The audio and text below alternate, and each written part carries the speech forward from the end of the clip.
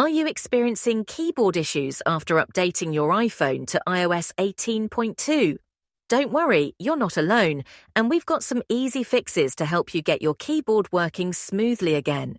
A simple restart is often the quickest solution.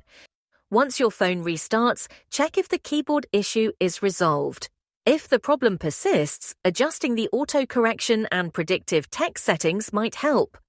Go to Settings, tap General, then Keyboard, and turn off both autocorrection and predictive text.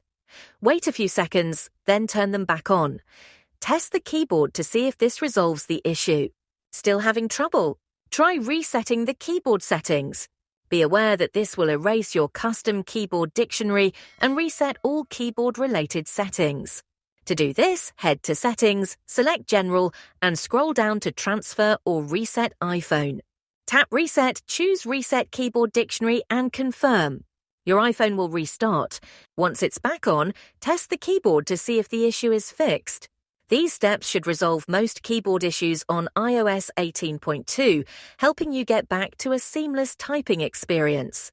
If this guide helped, give it a like and subscribe for more tech tips and fixes.